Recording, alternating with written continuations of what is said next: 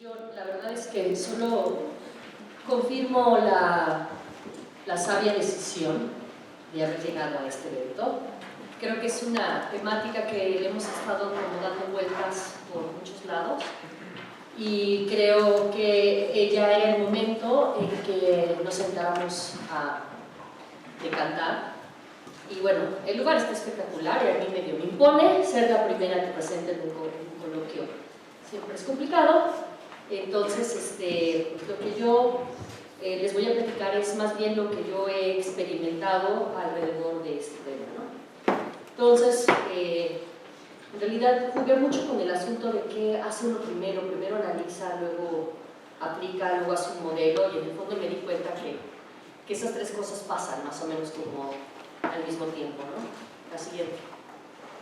Entonces, bueno, mi objetivo es analizar algunos aspectos de la toma de decisiones y sobre todo empezar yo pienso que a dibujar algunas de las variables que yo pienso que entran dentro de este aspecto de la toma de decisiones, dibujar también un modelo para esta toma de decisiones que la verdad es derivado de mi experiencia profesional y de tratar de activar en los alumnos los procesos de enseñanza-aprendizaje.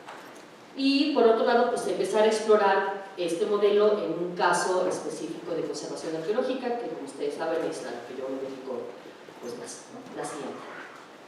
Entonces, bueno, el tema de la toma de decisiones, efectivamente, yo pienso que es un tema pues bastante complejo, que enlaza pues muchos temas, enlaza lo que es lo racional, enlaza lo que es lo político, lo administrativo, lo gerencial. Hay una parte de toma de decisiones que tiene muchísima importancia en el tema de la libertad, sobre todo lo que tiene que ver con cuestiones prospectivas. O sea, dentro de la literatura militar uno puede encontrar de verdad muchísimo sobre toma de decisiones, sobre lo satisfactorio, sobre lo correcto, sobre lo que es posible. En realidad es un tema bastante complejo. Y bueno, en el ámbito del patrimonial yo lo veo bastante instalado en el tema, digamos, gerencial, ¿no? De las organizaciones, cómo las organizaciones van a tomar decisiones para eficientar procesos y claro, desde el punto de vista de la gestión de los proyectos, ¿no? Que creo que son como dos vertientes así como muy claras de tomar de decisiones, ¿no? Cómo funcionan los animales institucionales y cómo funcionan los procesos, digamos, dentro de un proyecto, ¿no? Yo, pues bueno, pues como soy profesora, además sitúo esta problemática dentro de un interés pedagógico. O sea, ¿por qué es importante enseñar toma de decisiones? O sea, ¿por qué es importante que uno enseñe esto, ¿no? Y bueno, tiene que ver evidentemente con un asunto que yo llevo un tiempo reiterando sobre la relación que existe entre el perfil profesional, la práctica profesional y la formación profesional, ¿no? Esto tiene que ver con un documento que escribimos Mercedes y yo para un foro de teoría, donde hablábamos de lo importante de que estas cosas tengan una relación virtuosa y de los riesgos que tienen cuando tienen una relación disfuncional, ¿no? O sea, cómo de alguna manera la formación colabora al perfil profesional si está bien conectado con la práctica profesional, porque es posible visualizar lo que necesita el ámbito profesional, le permite que los profesionales cumplan ese papel, pero también puede avanzar. O sea, no tiene que ser una relación de clientelismo, sino que en realidad desde la academia también se pueden de alguna manera, o sea, activar procesos de transformación dentro de las prácticas profesionales, ¿no? Y bueno, en realidad, digamos que el asunto del perfil del conservador-restaurador es bastante pantanoso, ¿no? Yo creo que para mí la forma de definir el perfil del conservador-restaurador durante mucho tiempo tuvo que ver con decir que no éramos, no somos esto, no somos técnicos, no somos el otro, o sea, una especie como de creación de identidad a partir de lo que no éramos. Y yo creo que ahorita lo que tiene que ver mucho es cómo este conservador-restaurador se define a partir de una capacidad intelectual, que es procesar información, identificar problemas y determinar vías de actuación, ¿no? O sea, eso es, digamos, lo que nos distingue de alguien que puede ser técnicamente muy pulcro o muy habilidoso. O sea, tiene que ver con este proceso bastante complejo e intelectual, ¿no?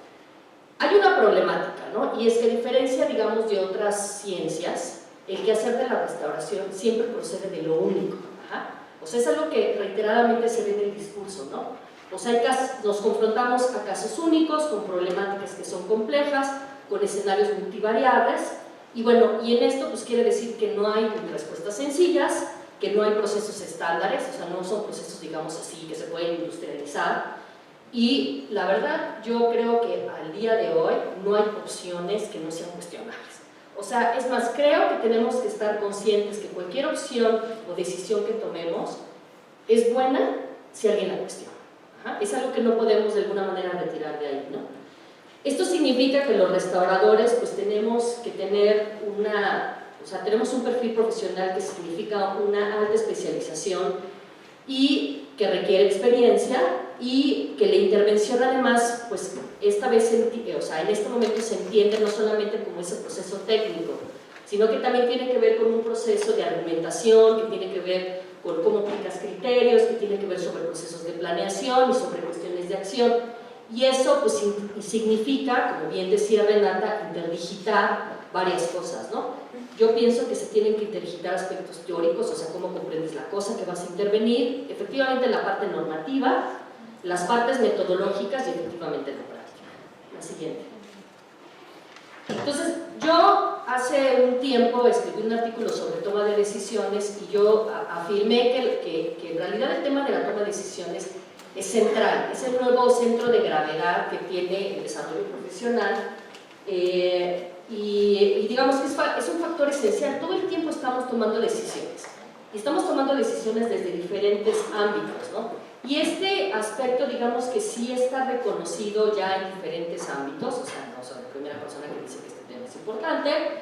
Históricamente creo que mucho de lo que pensamos que es la toma de decisiones se deposita en ese concepto que se llama el juicio crítico. Y bueno, actualmente hay un montón de literatura, hay cursos, hay currículas, parte del ajuste que se hizo en la escuela del nuevo programa de estudios pues trató de ubicar por un lado a la valoración como dentro del proceso de toma de decisiones y por otro lado sí hacer que al final de los semestres pues lo que se abordara fuera toma de decisiones, ¿no? Yo supongo que a lo largo de esta plática pues se va a hablar mucho de toma de decisiones y de juicio crítico y de muchas definiciones, ¿no? A mí me es útil, me sirvió así como una lámpara la definición de Kaplan, ¿no? Cuando dice que los profesionales en activo cuentan con el beneficio de la experiencia para facilitar el proceso. O sea, eso yo sí lo recuerdo. O sea, cuando yo veía a mis profesores tomando decisiones, veía que ellos tenían una habilidad como mucho mayor que cuando apenas uno está saliendo de la escuela, ¿no? Y eso obviamente tiene que ver con el factor de experiencia, de cómo un proceso comienza de alguna manera a volverse más inteligible y más práctico, pero también conforme eso va pasando, ese conocimiento de la toma de decisiones se está volviendo cada vez más implícito. O sea, lo que quiero decir con eso es que a la par que vas teniendo experiencia, cada vez menos exploras por qué estás tomando una decisión, porque te parece natural tomar esa decisión. Entonces yo creo que lo que tenemos que hacer es justamente abrir la explicitación de cómo es que yo estoy tomando esta decisión. O sea, tratar de explicar cuáles son las mecánicas, cómo opera la mecánica de la toma de decisiones para que propiciemos reflexión sobre ella. Y bueno, este es un tema que ha sido muy interesante en el abordaje en un curso que yo tuve la fortuna de asistir en el ICROM que se llamaba Sharing Conservation Decisions, donde se trataba de alguna manera de incentivar a que la gente explicitara cómo, ahora sí que cómo demonios tú tomas una decisión, ¿no? La siguiente. Entonces, la siguiente, sí está más. Entonces, en Latinoamérica, el tema de la toma de decisiones, digamos que todavía no se instala así de manera todavía muy consolidada. Yo la verdad es que veo en otros temas, por ejemplo en ingeniería, hay muchísima literatura sobre toma de decisiones, los modelos matemáticos de toma de decisiones son muy, digamos, muy complejos, incluso hay libros de autoayuda sobre toma de decisiones, ¿no? O sea que uno puede incluso como hacer juegos de tomas de decisiones, la verdad son muy entretenidos, yo se los recomiendo, ¿no? Pero yo lo que creo es que hay una gran oportunidad en explorar este tema que en Latinoamérica pues todavía es, digamos que tiene un carácter embrionario, ¿no?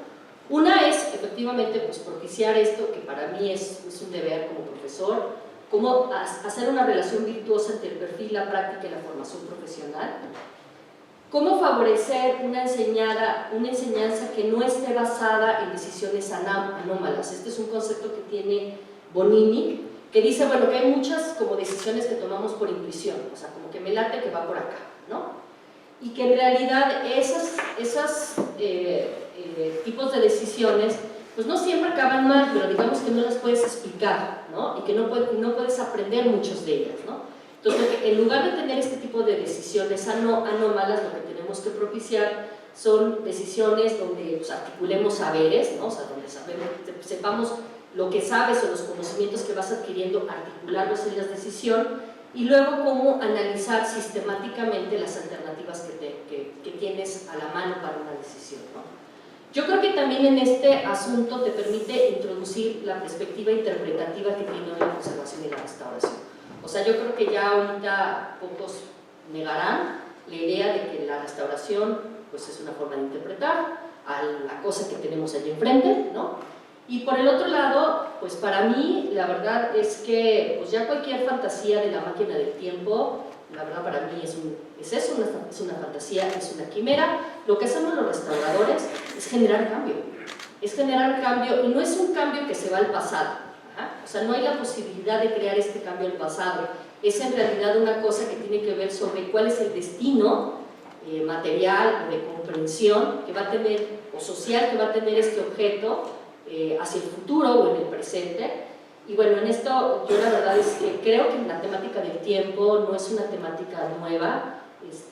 La verdad es que la acertada traducción que propone la revista Conversaciones sobre el texto de Philippot introduce de una manera muy interesante cómo este factor del tiempo ha sido una preocupación de los restauradores y yo creo que es una problemática que tenemos que empezar a revisar, cómo estamos percibiendo nosotros el tiempo y qué es lo que se supone que nuestro quehacer hace con el tiempo, ¿no? Porque creo que ahí están como muchas de las fantasías del original y del auténtico sobre la posibilidad de la restauración de regresar a algún estado, ¿no? La siguiente. Entonces, bueno, yo desde mi punto de vista creo que hay una cuestión clave en la enseñanza de la toma de decisiones.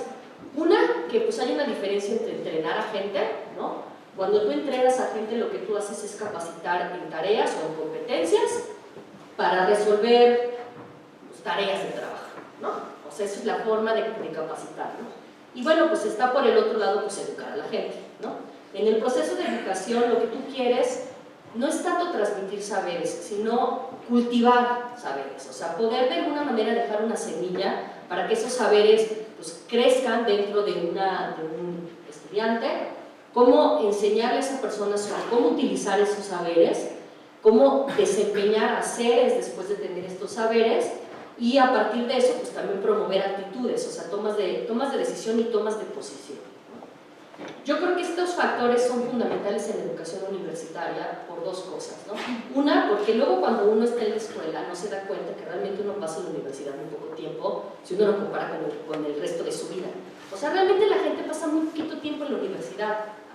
Entonces, pues lo que tú quieres es que ese tiempo en la universidad sea lo suficientemente sustantivo para que los acompañe el resto de su vida.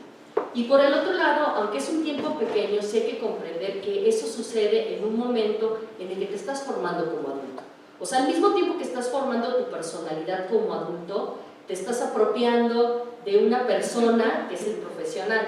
Entonces es poco tiempo, pero es muy significativo. Y por eso sí es importante esta capacidad que uno puede tener de educar, ¿no? Porque lo fundamental para mí será que la gente pueda seguir aprendiendo, o sea, que uno pueda enseñar cómo estas personas pueden seguir aprendiendo.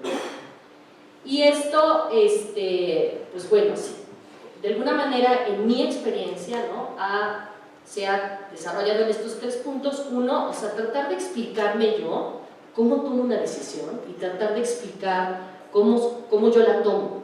O sea, mucho de mi tarea, digamos, en el taller que yo doy es tratar de explicar cómo es que yo llego a esta decisión y tratar de entender cómo los demás toman una decisión. Segundo, cómo tratar de promover educaciones activas que permitan tener responsabilidades compartidas.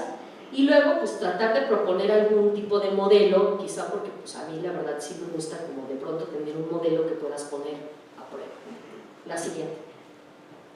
Entonces, bueno, Primero, como les decía, ¿no? Yo encuentro que mucho del paquete de toma de decisiones obviamente tiene que ver en el concepto del juicio crítico, y yo no me voy a meter mucho en la parte conceptual del juicio crítico, pero digamos que voy a abordar como dos temas, ¿no? Una, que bueno, que es la versión de Carolina González, que es que efectivamente el juicio crítico es pues, la adecuada aplicación de la teoría en la práctica, ¿no? Este es un como primer, digamos, como horizonte, ¿no? Que eso es lo que significa el juicio crítico, ¿no? Kapler, digamos que dice otra cosa, ¿no? Digamos que no entra en contradicción con Carolusas en su definición, pero lo que te dice es que hay una conclusión y hay una decisión. Ajá. O sea, no solamente se trata de unir, digamos, estas dos cosas, y que esa unión entre la conclusión y la decisión tiene que ver con indicadores, ajá, y tiene que ver con probabilidades derivadas de retroalimentación normativa. ¿Qué quiere decir esto? Que él dice que lo que nosotros hacemos cuando tomamos una decisión es contrastar la teoría con la realidad. Ajá. O sea, tener ejercicios de reality testing. Ajá. O sea, de decir cómo esta cosa que me imaginé ahora la voy a aterrizar en la realidad, ¿no? Y bueno, yo creo que parte de la toma de decisiones efectivamente incluye esta parte del juicio crítico, en el sentido de que hay una síntesis de saberes, una activación de experiencia, una evaluación de fundamentos normativos, y por eso creo que hay un nuevo centro de gravedad, pero pues creo que también tenemos que hablar en este tema en lo que es la cualidad de la toma de decisiones, o sea, cómo responder a la pregunta de que si esta decisión que estoy tomando es buena, ajá, o no es la buena, o es una decisión que fue regular, ¿no? Esa es una actividad que todos los restauradores estamos haciendo todo el tiempo. Cómo hacer los modelos de toma de decisiones y cuáles son las variables. La siguiente. Entonces yo creo que la cualidad de la toma de decisiones tiene que ver con estos 4 puntos, que sea informada y rigurosa, fundamentada y derivada en alternativas, coherente y consistente, y pertinente, y si se puede, o sea, pertinente y aterrizada, ¿no? O sea, yo digo que esos son los criterios a partir de lo cual una decisión es buena, ¿no? La siguiente. Y bueno, hay modelos existentes, pero lo que es interesante es que todos estos modelos te dicen que hay un momento en que toman las decisiones, pero no te dicen cómo toman las decisiones. La siguiente. Yo creo que en las variables de la toma de decisiones hay, por un lado, los requerimientos que salen de la valoración y cómo estos valores se afectan. Ese es un primer ámbito. El segundo ámbito, efectivamente, son las prescripciones legales y las orientaciones normativas. Eso creo que es algo sobre lo que estamos de acuerdo. Yo creo, además, que dentro de estos modelos tenemos que introducir el factor de factibilidad, o sea, cuál es la posibilidad de realizar este cambio hoy en día, y la causalidad, o sea, quiere decir cuáles son los efectos de una toma de decisión. La siguiente. Y esto tiene que ver con la construcción de escenarios. No tengo mucho tiempo como para profundizar en este caso, pero este es un caso que de alguna manera desarrolla el modelo, es un elemento de una cornisa de una zona arqueológica de arquitectura de tierra, que básicamente es el elemento pictórico más importante de Altavista, Zacatecas, y sirvió para que yo hiciera un ejercicio de toma de decisiones, porque lo que me propusieron fue que se transportara el elemento del sitio al museo, y como ustedes saben, desde el punto de vista arqueológico, trasladar un objeto del sitio al museo tiene implicaciones, y la mayoría de las cartas internacionales te dicen que es tu última posibilidad. Ajá. Hay un montón de cosas que dentro de las cartas normativas te dicen que es la última posibilidad. Ajá. Esta es una de ellas. La siguiente. Entonces, bueno, se hizo una valoración donde se explicaron de alguna manera cuáles eran los valores. La siguiente. Se hicieron una serie de escenarios, ajá, o sea, se definieron cuáles eran las posibilidades de los escenarios claramente. A mí me cuesta mucho trabajo imaginarme un futuro abstracto, ajá. O sea, a mí lo que me sirve es construir escenarios para imaginarme, como en el Melate, cómo se van a ver las cosas, ajá.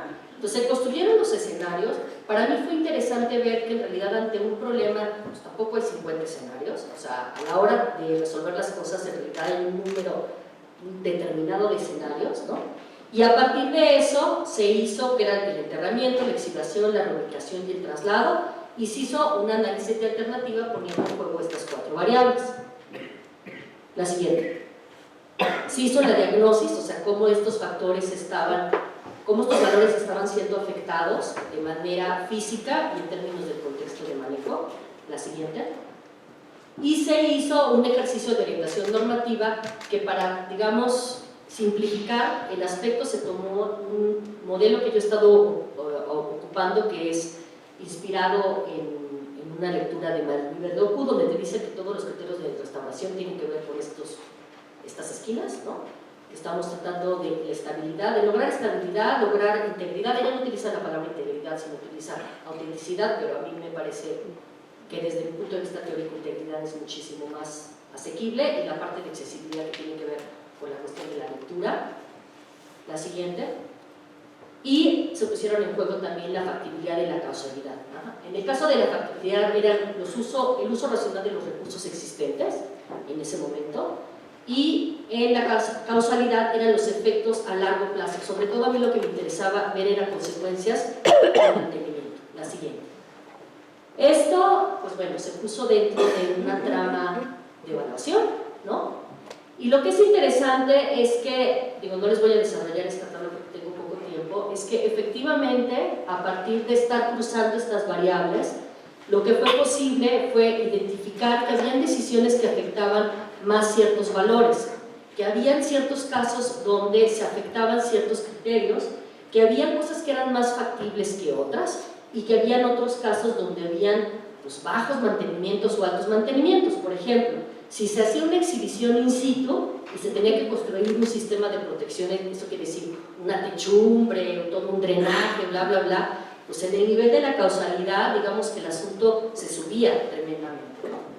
Entonces, en realidad parece que fuera una matriz donde se están manejando muchas variables, pero les voy a ser sincera que fue bastante como simple y explicativo, ¿no? Para mí, sobre cuál era la decisión que yo estaba tomando. Y bueno, y curiosamente es que, aunque la decisión del salvamento, que era el traslado, digamos que era la que normativamente tenía más problemas, ¿no?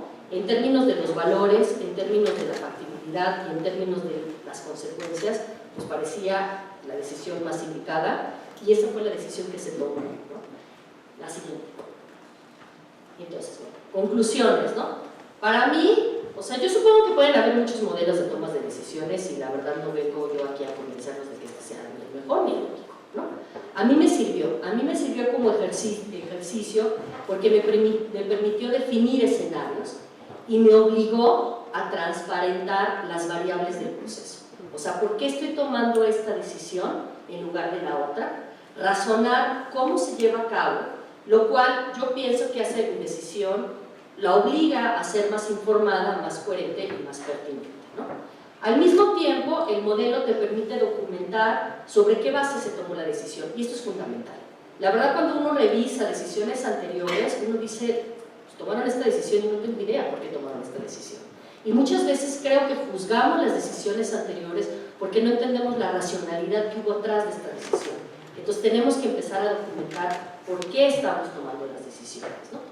Efectivamente, pues el juicio crítico enlaza la teoría con la práctica, pero yo pienso que debe de considerar más allá de valores y sus afectaciones y normativa. Creo que es importante introducir como factores de reality testing que tienen que ver con factibilidad y consecuencias, ¿no? Y bueno, pues seguro no es el único modelo de toma de decisiones, pero a mí me pareció práctico, es una cosa que se puede desarrollar, digamos, dentro de una tabla en un corto periodo de tiempo, y seguramente pues, se puede mejorar si es usado para valorar y evaluar la toma de decisiones en otros campos patrimoniales. Entonces, pues aquí está. Ojalá que alguien se aviente a utilizarlo en otro tipo de escenarios para ver si funciona o lo descartamos o encontramos pues, otro tipo de variables. La siguiente. Gracias.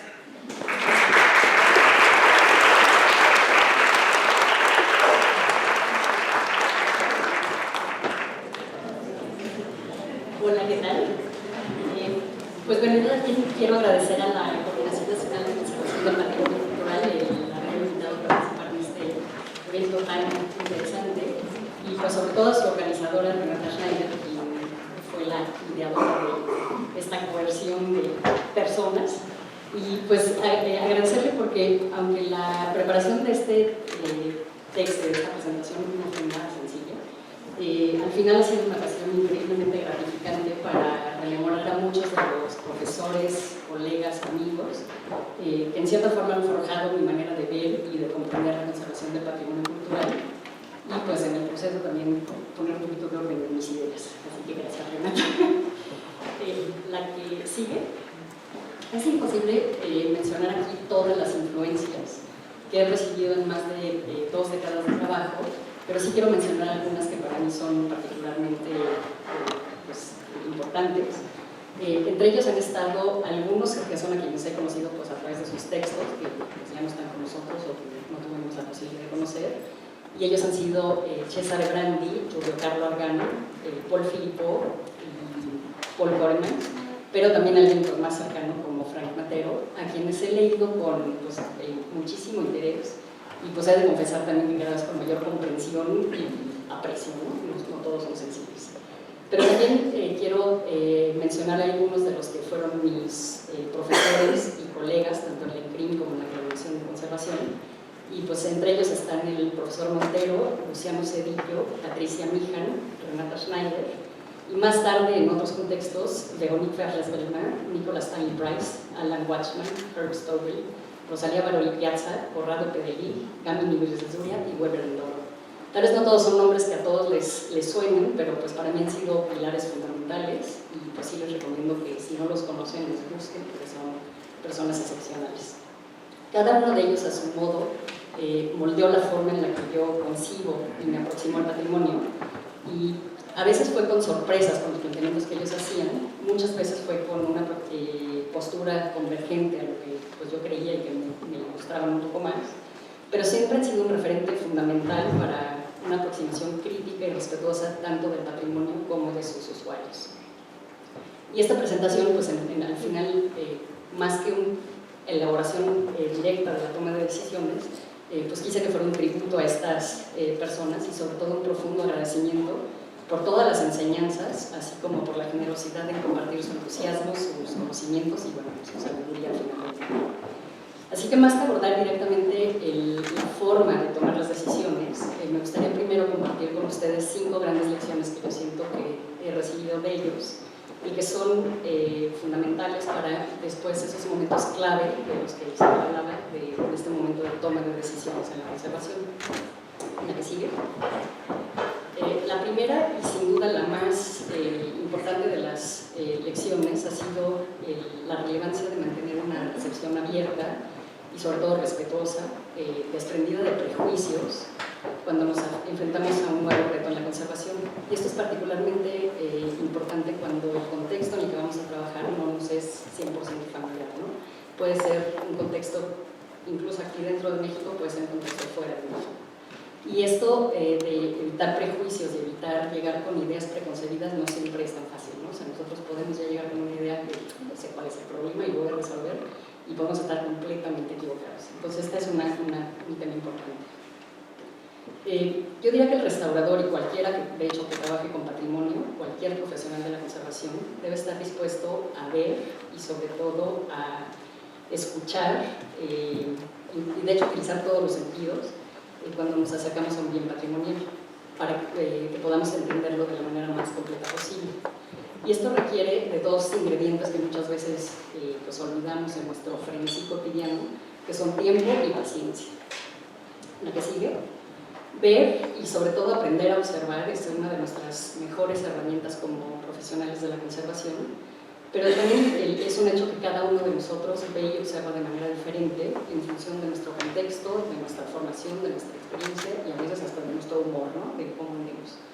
Así que debemos aprender a ver siempre de una manera renovada y pues tener esta capacidad de asombro que nunca debe estar lejos de nosotros. Filippo mencionaba o hablaba de un entrenamiento de la mirada educada, y él como que le gustaba tomar como distancia de las cosas y realmente darse el tiempo de observar. La que sigue. Otro paso fundamental y otra de las lecciones que aprendí es el saber escuchar antes de hablar y de opinar. Escuchar en principio a aquellos que pues, están en contacto con un bien y que suelen ser sus usuarios más directos y que pueden revelarnos datos increíblemente útiles y necesarios para la conservación de este mismo bien. La que sigue. Pero también debemos aprender a escuchar a colegas de muy diversas profesiones porque ellos pueden llegar a detectar cosas diferentes a aquellas que nuestra mente codifica y en el proceso enriquecer los resultados. Rosalía Baroli Pienza siempre me decía que en la diversidad frecuentemente encontramos riqueza. Y esta es esta parte del trabajo interdisciplinario, de acercarnos desde diferentes puntos de vista al patrimonio, es en realidad algo que nos suele costar trabajo, es uno de nuestros talones de Aquiles como profesión, pero el esfuerzo y los resultados siempre se justifican porque se obtiene algo mucho más rico que si nos aproximáramos de manera individual. ¿La que sigue? También hay un tema de que pues en este mundo vertiginoso en el que vivimos, donde cada vez todo se tiene que hacer de manera más rápida, pues tenemos que darnos la posibilidad de conquistar nuevamente el tiempo de la observación y de la reflexión. Lo ideal es poder ver un bien o un sitio en diferentes momentos, ya sea del día o del año, porque vamos a encontrar cosas diferentes. Y de esta percepción abierta y diversa, que nos permita comprender el mayor número de matices que tiene un bien, vamos a tener los primeros elementos para establecer vínculos entre aspectos técnicos, estéticos, históricos, sociales, de diferentes ámbitos, que van a ser fundamentales en el momento de la toma de decisiones. ¿La que sigue? La segunda lección para mí ha sido pues la recomendación de mantener una búsqueda constante de conocimiento, pero a la vez saber mantener siempre la unidad que nos permita seguir aprendiendo, no creer que ya lo sabemos todo. ¿La que sigue? Cada vez que nos enfrentamos a un bien patrimonial de cualquier naturaleza que sea, debemos iniciar un camino nuevo, o sea, cada caso va a ser diferente, y ese camino debe ser respetuoso de pues, esta herencia cultural tan diversa que tenemos en todo el mundo, y bueno, sobre todo en México, y que nos permita encontrar el modo de mantener que ese patrimonio siga siendo una fuente constante de mensajes multiformes, ¿no? Y para muy diversas personas. Esto requiere la habilidad de combinar conocimientos implícitos y explícitos, como decía Isabel, así como de balancear métodos de ciencias humanas o sociales y ciencias exactas o físicas para tener otra vez un panorama completo.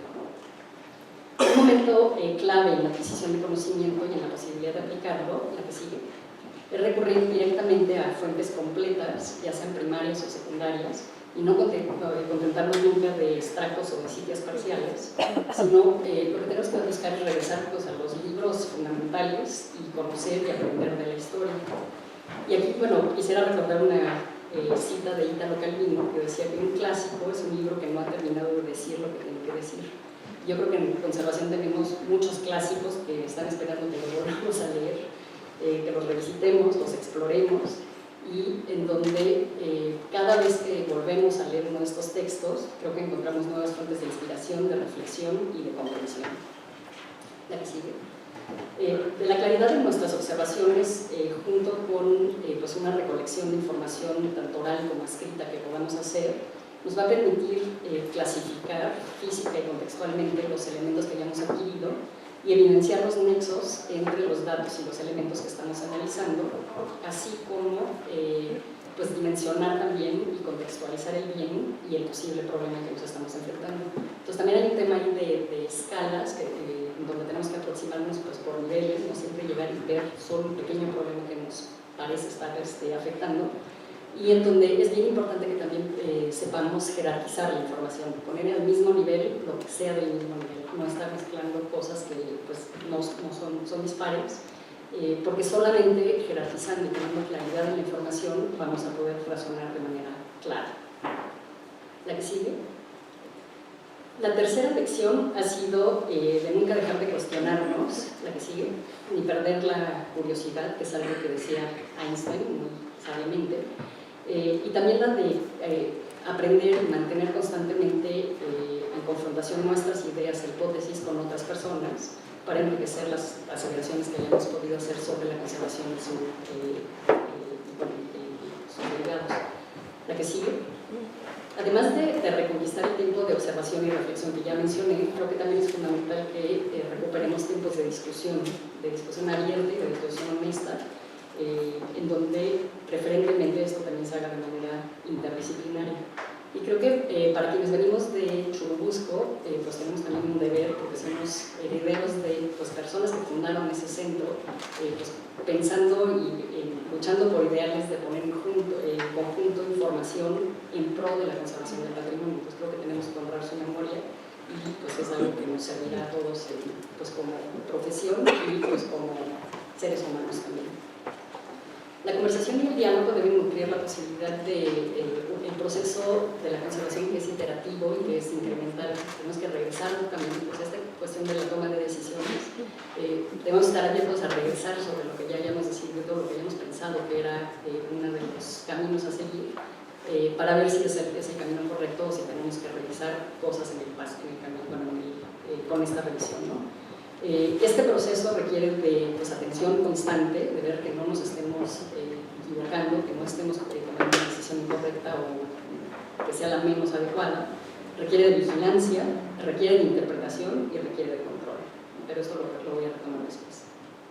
La que sigue. La cuarta lección gira en torno a los principios de la conservación, la que sigue, que se han establecido y afirmado ya a lo largo de muchas décadas y que sin duda no son familiares a todos. Temas como pues, la mínima intervención requerida en una obra, el hecho de que no nos pasemos en las intervenciones, la reversibilidad o retratabilidad de lo que nosotros hagamos, uno es muy ideal y el otro es un poco más aterrizado, el tema de la estabilidad de lo que hagamos, la compatibilidad de lo antiguo con lo nuevo que estemos poniendo, la legibilidad de la obra o la visibilidad de nuestras intervenciones y el tema de documentar siempre de manera rigurosa lo que nosotros hacemos, son todos principios y criterios con los que más o menos estamos de acuerdo. La que sigue. Sin embargo, todos sabemos por experiencia propia que pues, la línea de definir cuál es el límite de lo que nosotros vamos a hacer y qué es lo que es adecuado en cada caso, pues no siempre es tan obvio de ver, ¿no? O sea, hay veces que sí tenemos esta sensación de que lo que estamos haciendo es lo correcto, pero realmente lo es o no lo es, pues puede ser muy complicado. Entonces este tema, que ya mencionaba Isabel también, de combinar acción y reflexión, pues puede resultar un ejercicio sumamente complejo y al que nos enfrentamos cotidianamente, en donde no solo pueden, la única respuesta posible va a ser pues, la honestidad de nuestro trabajo, cómo lo reportemos, que realmente digamos qué hicimos y el por qué lo hicimos, y pues la presentación de este trabajo a revisión por pares, ¿no? Que creo que también es el futuro de lo que haremos. Y de esta transparencia y honestidad va a depender tanto que nosotros mismos podamos aprender de aciertos o errores que hayamos cometido y que a la vez, pues en un futuro cercano o distante, pues esto les sirva a otros para pues, también entender qué fue lo que hicimos, por qué lo hicimos y pues juzgarnos con benevolencia, espero. La que sigue. La quinta lección hablan de valor y de constancia. Uno es el tomar decisiones sobre conservación del patrimonio cultural requiere de valor y conlleva una responsabilidad enorme, ¿no? O sea, somos depositarios de esa responsabilidad y lo que nosotros decidimos, como decía Isabel, va a cambiar en cierta forma el bien cultural. La que sigue. Nuestro trabajo está constantemente sujeto pues, a esta emisión de juicios críticos y a esta toma de decisiones. Muchas decisiones a lo largo de todo un proceso y de un camino lleva a la conservación o intervención de un bien. Una decisión bien informada, con propuestas que sean lógicas de acuerdo a la información que ya han recabado y en el marco de su contexto, lo que busca es mantener viva esta voz genuina del pasado de la que hablaba Paul Philippot por el mayor tiempo posible. Se ha tratado con frecuencia y de manera justa, yo creo, utilizar métodos que nos permitan realizar un análisis lo más objetivos posible, para que busquemos esta objetividad de la conservación, la que sigue. Sin embargo, la conservación no está hecha en un mundo exclusivamente blanco y negro, en donde nuestra decisión va a ser buena o mala. Hay toda una tonalidad de grises en el proceso en el que podemos tomar una u otra decisión de conservación que van a ser buenas, pero que, bueno, llevan por caminos muy diferentes. El momento mismo de la decisión es siempre un acto subjetivo. O sea, hay una parte objetiva de observación y una parte más o menos objetiva de recopilación de información, pero en el momento en que nosotros decidimos, pues tenemos que hacerlo de manera subjetiva, ¿no? Y Philippot hablaba siempre de una subjetividad que tiene que asumirse, trabajarse y educarse con la perspectiva del saber. La que sigue. La segunda parte de esta lección es la constancia a varios niveles. A un nivel más teórico, los objetivos de nuestra disciplina nos obligan a llevar la mirada lejos hacia el futuro, ¿no? Aunque trabajamos honrando casi siempre la memoria de nuestros antepasados, nosotros estamos trabajando en realidad para la sociedad actual, para usuarios actuales, comprendida por estos usuarios, pueden ser visitantes, pueden ser estudiosos y de pronto uno que otro sabio que se aparece en el camino, pero sobre todo buscamos que nuestro trabajo también transmita todo esto que estamos tratando de salvaguardar hacia el futuro. Entonces la constancia está en esta mirada a largo plazo. Y a nivel más práctico, la constancia está también en la realización de un trabajo que por su propia naturaleza muchas veces no recibe, no se percibe desde fuera, ¿no? O sea, innumerables veces hacemos trabajos de conservación preventiva o consolidación de una pieza que no se ve aparentemente y que no suele tener el reconocimiento merecido. Entonces la constancia también está en esas acciones invisibles que aseguran la supervivencia del patrimonio a largo plazo. La que sigue. Para mí estas 5 lecciones han sido medulares para formar cimientos sólidos para la toma de decisiones, la que sigue, en donde nos enfrentamos a problemas múltiples que ofrece la conservación del patrimonio cultural, que siempre nos abre un panorama de posibilidades y en donde a cada momento debemos elegir una ruta, necesariamente como un acto crítico que busca el respeto al patrimonio y a sus usuarios. Para lo que sigue, ya la toma de decisiones per se, es fundamental reconocer e identificar claramente, pues yo creo que 3 etapas en diferentes partes de este camino. Hay momentos de pausa y de reflexión, momentos de actividad con la recolección y procesado de información, y luego un momento clave de toma de decisiones. La que sigue. Visualmente, esto lo hemos recorrido a este lenguaje de la programación informática, para identificar estos momentos y poderlos mostrar de una manera que resulte comprensible para un equipo que puede ser interdisciplinario o no, comunicando las diferentes acciones a realizar.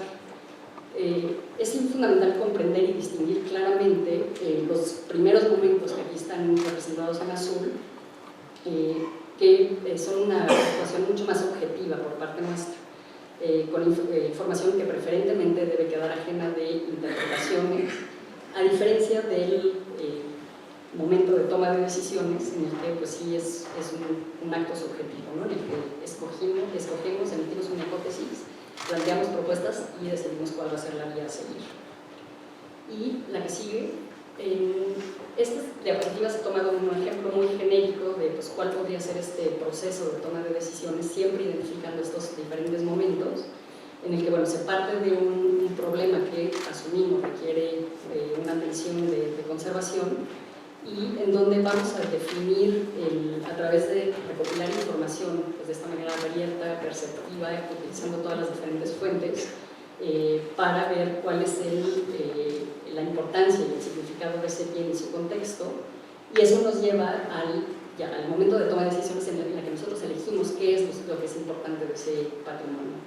Lo que sigue es otra vez un momento de recopilación de información que siempre tenemos que, cuando presentemos la información, la idea es que esto sea objetivo, o sea, podemos poner los resultados de una entrevista, los resultados de un análisis químico, los resultados de una información que sacamos de archivos, tienen que quedar de manera clara para que alguien que regrese sepa que ese es el dato duro, y después nosotros interpretamos, pero siempre queden de manera separada.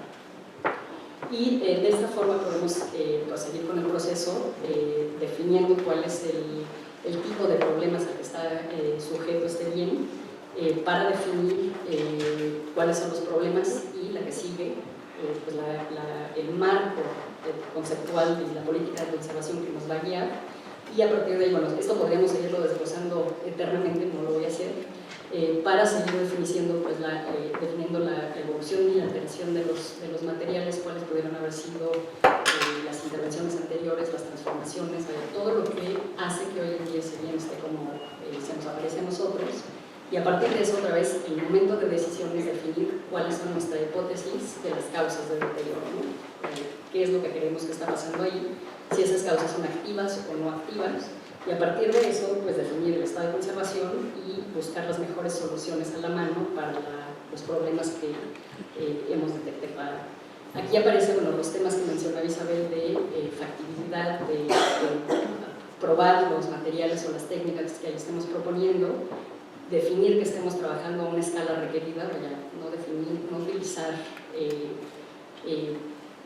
materiales o técnicas que no estén a la mano o que no sean realmente lo que necesitamos. No hacer un registro 3D, si lo que necesitamos es un gráfico para documentar algo realmente sencillo, ¿no?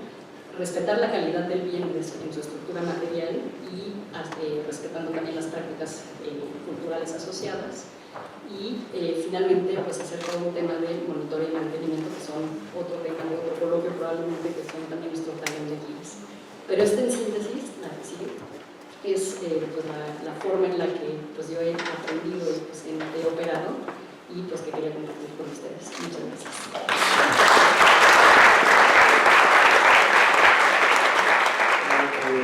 Buen día a todos ustedes. También me sumo a este reconocimiento de este evento que me parece muy importante, muy interesante.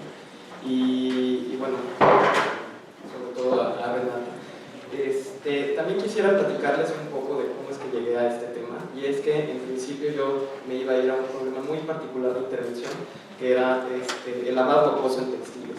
Pero de ahí me fui un poquito más general y dije, bueno, operaciones de limpieza en bienes culturales, pero me fui un poquito explorando más hacia el fondo, hasta que llegué a esos conceptos que aparentemente no tienen nada que ver, que es integridad y autenticidad, ¿no? que me di cuenta que estaban en el fondo de estas decisiones, y que al menos yo no los tenía completamente claros, no los tenía bien comprendidos. Y bueno, entiendo que este tema ha sido muy explorado por mucha gente, a lo mejor voy a decir cosas que mucha gente ya conoce, pero al menos a mí me sirvieron para esclarecer muchas cosas, y bueno, espero que a alguien más también le pueda servir. Entonces, vamos a comenzar.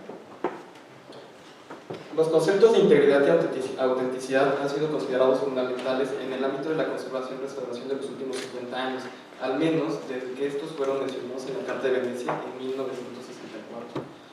Durante este periodo de tiempo se han efectuado numerosas discusiones a nivel internacional y se ha producido una cantidad de bibliografía impresionante en donde se pueden identificar muchos enfoques. Sin embargo, de toda la variedad de todas estas perspectivas que se han generado en torno al concepto de integridad y autenticidad, una visión que me parece particularmente útil para nuestros fines es una que hace Herbert Stowell, en donde, así como se los he resaltado ahí, él maneja que el manejo de la integridad y autenticidad es útil tanto para la fase de nominación, que sería un equivalente al diagnóstico que nosotros haríamos en bienes culturales, como para el manejo y, sobre todo, no sé si esto tenga que hacer, para las decisiones en conservación. Por eso es que digamos que de aquí me agarré para ir desarrollando este tema. Por su parte, también estos conceptos de integridad y autenticidad han sido reconocidos en el contexto mexicano como fundamentales. En particular quisiera mencionar dos trabajos, uno de Renata Schneider en su artículo para construir casas, en donde ahí maneja, es un poquito complicado leer desde acá, pero por ahí dice una parte en donde que la conservación se maneja en tres principios básicos. En el segundo dice que busca hacerlo tanto para busca resolver deterioros a través de la integridad y autenticidad. Ahí se los estoy resaltando justamente. Y el otro también Valeri también por ahí lo manejaba en una literatura reciente, en donde los conceptos de integridad y autenticidad son fundamentales. Entonces, bueno, esto alimenta la idea que les he dado. Incluso también muchos conocemos los lineamientos generales en materia de conservación del patrimonio cultural, en donde también estamos manejando aquí que se respeta la integridad del patrimonio cultural. Una vez más, yo me detuve a pensar, ¿y eso qué quiere decir? ¿Y por qué, por ejemplo, aquí pusimos autenticidad si lo hicimos a propósito? Entonces, a pesar de esta gran importancia que tienen los dos términos en el ámbito de la conservación y restauración y de la muy gran cantidad de bibliografía que se ha escrito hasta este momento, es mi opinión que todavía persisten al menos tres problemáticas. La primera de ellas es que el mismo Herbert Stowell lo ha manejado, ¿no? Que en contexto internacional de la Convención de Patrimonio Mundial, los conceptos han sido malinterpretados y han causado mucha confusión, y eso, bueno, les invito a leer los textos de Stowell porque así lo maneja, verdaderamente no han sido comprendidos, al menos hacia el 2007. Ahorita a lo mejor ya se entiende un poquito más, pero al menos es lo que él manejaba. Otra problemática, hay tanta bibliografía que se ha hecho y tantas posturas que yo he detectado algunas discrepancias y bueno, por supuesto cada quien tiene su postura.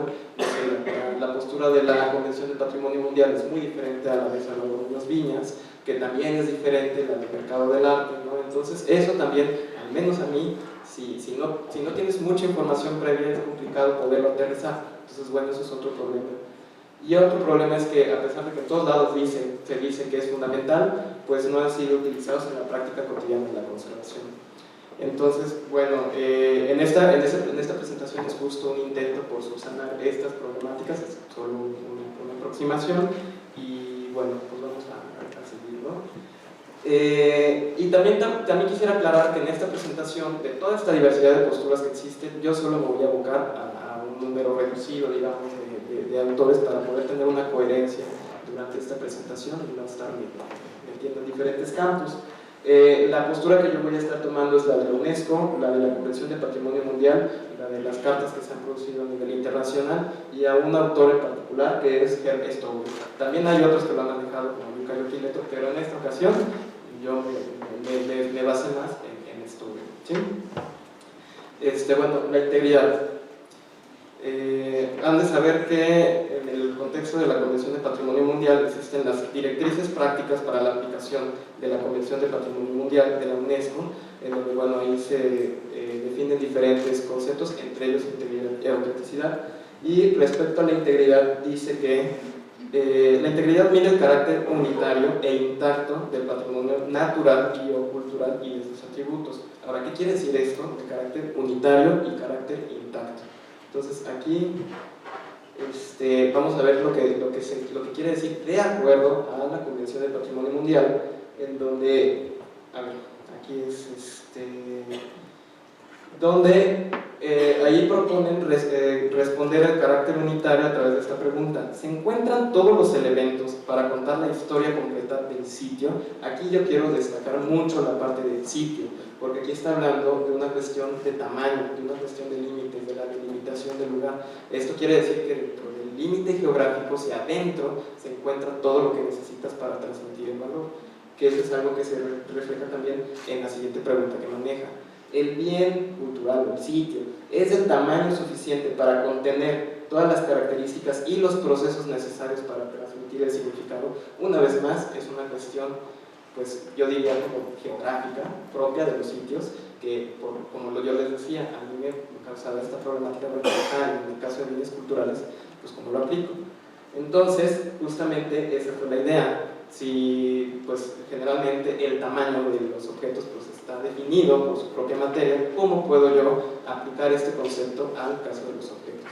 Entonces, de esta idea general de la integridad, digamos que rescaté lo que considero que es lo esencial, que es el bien cultural posee todos los elementos para expresar su valor, digamos ya quitándolo lo del tamaño y quitándolo lo de los límites. Entonces, para poder responder esto de ¿cuáles son esos elementos a los que me refiero?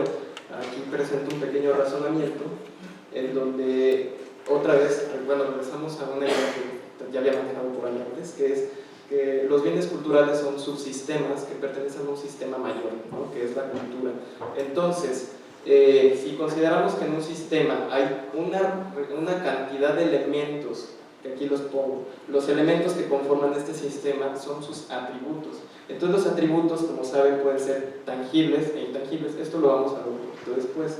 Dentro de los atributos tangibles es su material constitutivo, su diseño, su forma, y dentro de los atributos intangibles pues es el uso, la función que tengan, ¿no? Las tradiciones, la lengua, tal. Entonces, en un sistema estos atributos, estos elementos se interrelacionan en un contexto cultural determinado y conforman esta unidad, ¿sí?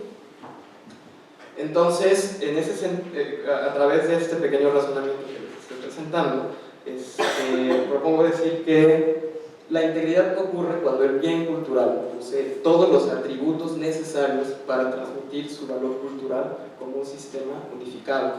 Y por eso es que se llama carácter unitario, porque es alguna unidad en donde todo se encuentra interrelacionado y funcionando como un todo, ¿sí? Aquí algunos ejemplos. Cuando un libro que es de interés para un usuario, una persona, le hacen falta páginas o es ilegible, entonces el mensaje escrito no es transmitido en su totalidad y por lo tanto se puede decir que la integridad del objeto se encuentra afectada. Por otro lado, pasa lo mismo con una pintura de caballete con grandes lagunas, la cual perjudica la integridad de la pintura en tanto la lectura y el mensaje no se expresa totalmente. Entonces, otro ejemplo icónico es la Venus del Milo, que tiene faltantes muy grandes y evidentes en su forma escultórica. Sin embargo, aún en este estado fragmentado en el que se encuentra, el objeto está suficientemente completo para transmitir su valor. Por lo tanto, desde esta perspectiva que les estoy diciendo, la Venus del Milo cumple con la condición de integridad en el contexto particular donde se encuentra, que es un mundo occidentalizado, un contexto de museo, un ámbito académico. Entonces, aunque está fragmentado, es un objeto íntegro, desde mi punto de vista. Cuando también aquí quisiera sacar a colación los atributos intangibles que les estoy diciendo, que en este caso, ¿qué pasa cuando un restaurador prohíbe sacar a posesión una escultura venerada por cuestiones de conservación, como ahí que está poniendo sus manotas? En este caso, se está eliminando uno de los atributos intangibles que expresan su valor, que es el del uso y la función.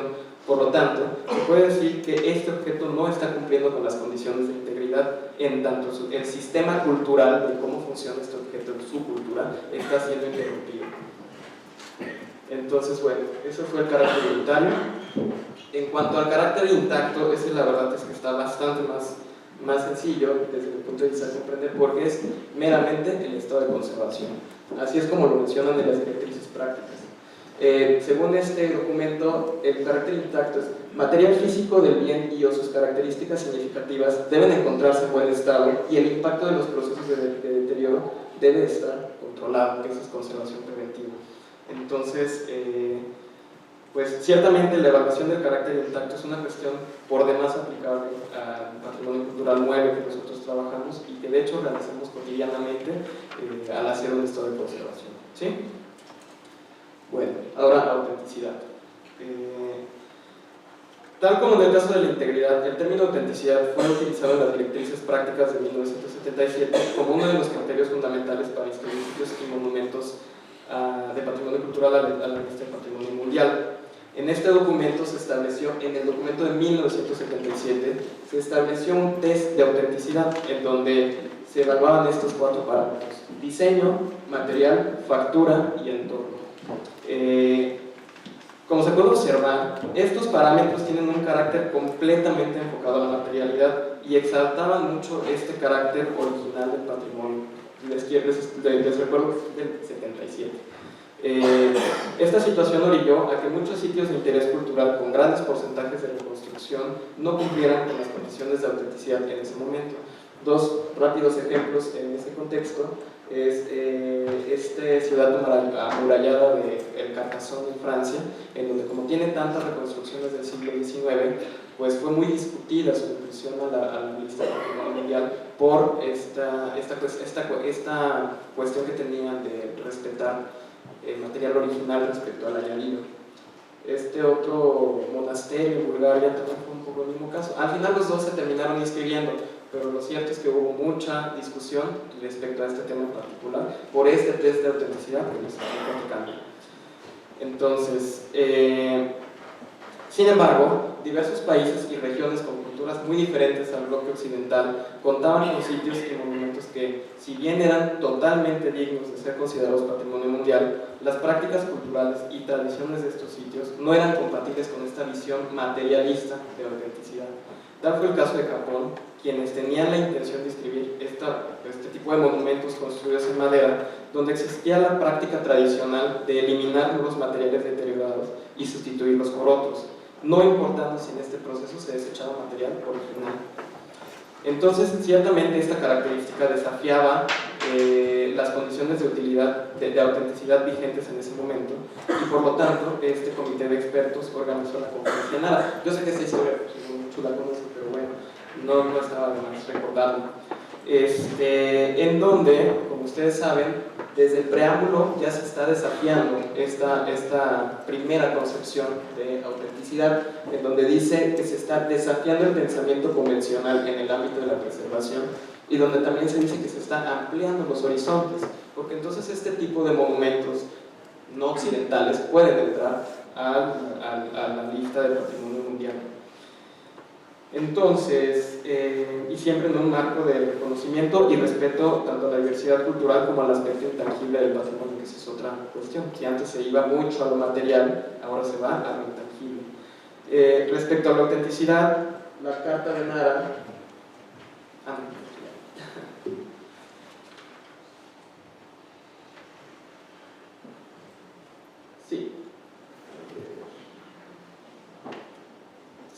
perdón. Respecto a la autenticidad, en el documento de Nara se dice esto, ¿no? Que vale la pena leerlo. La preservación del patrimonio cultural halla sus fundamentos en los valores en que cada época, y bueno, aquí lo estoy resaltando mucho, los fundamentos en los valores que en cada época se atribuyen al patrimonio. Nuestra capacidad para comprender estos valores depende, en buena parte, del grado en el cual las fuentes de información sobre estos valores puedan tomarse como creíbles y verdaderas. Y bueno, básicamente ese es el proceso para hacer un juicio de autenticidad. Yo aquí quisiera hacer un pequeño paréntesis, y es que cuando pues, yo era estudiante y leí esto por primera vez, la verdad no entendí nada, no sabía a qué se refería. Y espero, y digo, un poco la idea de haber hecho esta investigación fue esclarecerlo. Y yo creo que me voy más rápido y incluso vamos a saltar esta parte. Entonces, en ese sentido, la autenticidad siguió siendo explorada en mucha bibliografía más, hasta que aquí en las directrices prácticas viene una definición de autenticidad que me parece un poquito más aterrizada, donde dice: según el tipo de patrimonio cultural y su contexto cultural, puede estimarse que un bien reúne las condiciones de autenticidad si su valor cultural se expresa en forma fehaciente y creíble a través de diversos atributos. Aquí, digamos, el valor que yo encuentro de esto es que enumera cuáles son estos atributos que son el sistema que yo les digo, donde podemos identificar que hay atributos tanto tangibles, que es la forma, el diseño, el material, la sustancia, la localización y el entorno, como intangibles, el uso y función, las tradiciones, técnicas, sistemas de gestión, etc. Entonces, aquí entendemos los atributos como aquellas cualidades, prácticas sociales o significados del objeto que permitan que estos valores sean transmitidos, son como los sostenes de los valores. Entonces, aquí les pongo esa definición. Y sin embargo, a pesar de que existe esta gran cantidad de bibliografía y se ha discutido tanto, en realidad Herbert Stoddel también identifica que hay errores recurrentes en la interpretación de autenticidad que me parece aquí muy pertinente marcar. Una de ellas es suponer que la autenticidad se refiere al estado original del patrimonio. Aquí estoy rescatando una cita de justamente de Renata Schneider, en donde dice que la autenticidad es mucho más compleja que la simple y exacta determinación de los materiales, las técnicas o los temas de una pieza o monumento, en donde ante todo depende de factores de orden expresivo e idiosincrático. Ahorita me estoy yendo un poquito más rápido porque creo que ya estamos en tiempo. Entonces, en ese sentido también Dutton está señalando dos tipos de autenticidades que pueden ser, ¿no? Está la autenticidad nominal y está la autenticidad expresiva. En cuanto a la nominal, es la identificación del origen, de la autoría o de la procedencia de una obra artística, que es un poco como lo entiende, por ejemplo, el mercado del arte, y es como se entendía en las directrices del 77. En cuanto a la expresiva, se relaciona con el carácter del artefacto como una expresión de los valores culturales y las creencias de las personas, que ese está bastante más acorde al documento de Nara y a lo que nosotros estamos apuntando, ¿no? Entonces, bueno, otro error recurrente: considerar que la autenticidad es un valor en sí mismo.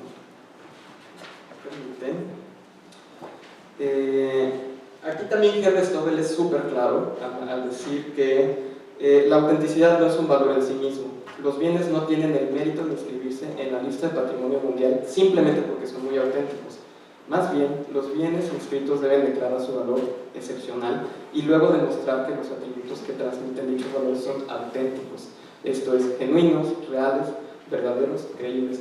En cuanto a la toma de decisiones, me parece que esta es una pauta sumamente valiosa porque te está diciendo que primero tienes que determinar el valor y a ese valor sus atributos, y a esos atributos ver si son auténticos, o si son creíbles, genuinos, etc.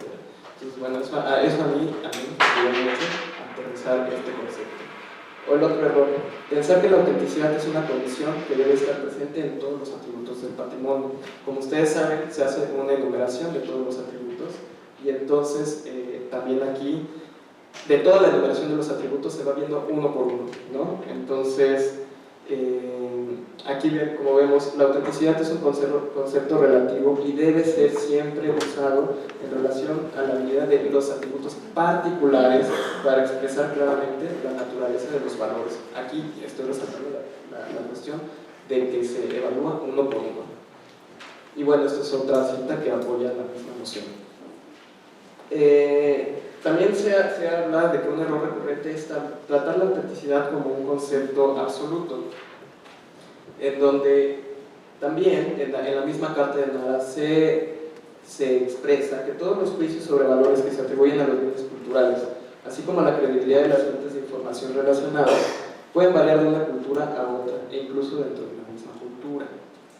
Ok, entonces, considerando estas cuestiones que más o menos les he dibujado, estoy aquí manejando una propuesta para la evaluación de integridad y autenticidad, que básicamente consiste en una tabla, ¿no? Es una tabla en donde primero, como vemos, determinamos de toda esta tipología de valores que ya existen muchas, cuáles son los valores del objeto estético, histórico, devocional, político, tecnológico, que se les ocurra.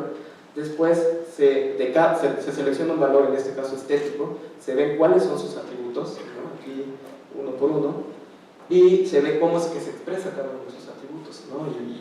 y cómo es que se usa. Entonces, el análisis de la integridad se puede hacer, el carácter unitario, ya les platicaba de qué se trataba a través de esta pregunta aquí abajo. El atributo existe y se encuentra lo suficientemente completo como para que esta pieza exprese su valor. En el caso del carácter intacto, ¿cuál es el estado de conservación del atributo tangible? Aquí, por razones obvias, es el estado de conservación del objeto tangible, y las condiciones de conservación preventiva. Y en cuanto a la autenticidad, se habla de que el atributo y las fuentes de información son genuinas, reales, verídicas y o creíbles. Aquí también digo nada más para que quede un poquito más claro el ejemplo. Por ejemplo, si un restaurador prohíbe vestir imágenes de santos en una comunidad indígena por fines de conservación, sería impedir una práctica genuina en su contexto. Entonces ahí estás afectando la autenticidad, ¿no? Entonces, bueno, usos de la tabla para la toma de decisiones. ¿Cómo se puede usar estos conceptos? Ya aterrizamos aún un poquito más. Para determinar los deterioros. Eso es básicamente comprendiendo o tomando en cuenta que el deterioro son aquellas alteraciones que afectan la integridad y autenticidad, así tal cual. Entonces, si está dañando el carácter unitario de integridad es cuando alguno de los atributos, tangibles o intangibles, se encuentra ausente, incompleto o fragmentado, afectando así la transmisión o expresión de su valor. Cuando hay un daño al carácter intacto de la integridad, que es cuando los atributos tienen alteraciones materiales que perjudican la expresión o transmisión del valor. Y un daño a la autenticidad, cuando los atributos o las fuentes de información no son genuinas, reales, verídicas o creíbles, impactando negativamente la expresión o transmisión de los valores. En realidad se reduce aquí, como muchos entendemos el deterioro, que es cuando el valor está afectado de alguna manera. Aquí lo único que estoy haciendo es como diseccionarlo en estos tres conceptos que se manejan, ¿no? Un poco igual, otra manera de usar estos conceptos es para determinar el estado ideal al que se aspira a llegar a la intervención, y esto es en inspiración de Bárbara Appelbaum, en donde ella dice que el estado ideal es aquel en el que mejor encarna los valores del objeto. Entonces, básicamente, con nuestras intervenciones lo que buscaríamos es lograr el estado más íntegro y auténtico del objeto, considerando que todos los atributos necesarios que expresan el valor, se encuentren completos y en buen estado de conservación, y cuando los atributos y las fuentes de información sean genuinas, reales, verídicas y creíbles. Si se dan cuenta es el mismo concepto, solamente está cambiado, ¿no? Se interviene para trabajar los deterioros para llegar a una estabilidad sin deterioros, es lo mismo. Y para establecer límites en las intervenciones de conservación, también aquí se puede hacer un ejercicio más específico.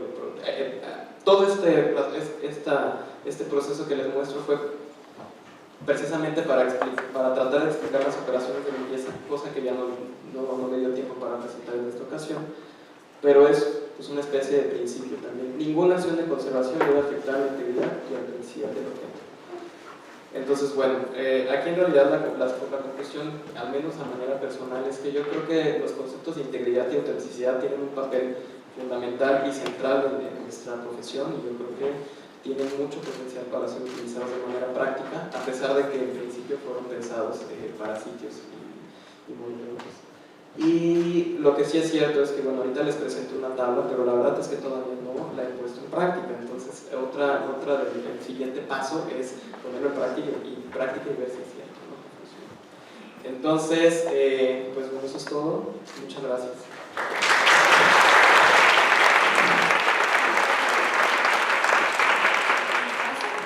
Y que nos echemos el ejercicio de correrlo con las propuestas y ver a dónde llegamos, ¿no? Pero como para ir realmente materializando las propuestas que están ustedes haciendo y no dejar en el aire el trabajo que están haciendo. Entonces creo que sería muy interesante para todos en este como un grupo de trabajo y ahí probarlas, ¿no? Y muchas gracias por compartirlo.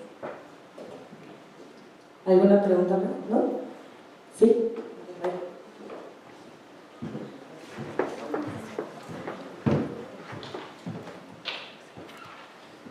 Muchas gracias. Pues me quedó un poco una idea volando desde la presentación de Isabel, y es el asunto de cómo formar alumnos, cómo enseñarles a tomar decisiones a partir de casos anómalos. Porque si bien cuando discutimos, digamos, en el ámbito profesional, los casos como difíciles y complejos, cuando nos hace llegar como a avanzar un pasito en casos complicados y nos hace ir como reflexionando. Si le mostramos esto, creo, a los alumnos que todavía no tienen esa experiencia, quizá no entienden muy bien como cuál es la base de una intervención, si le estamos hablando de un caso raro, ¿no? Entonces quisiera ver si puedes como abundar un poco en tu experiencia en eso. Pues,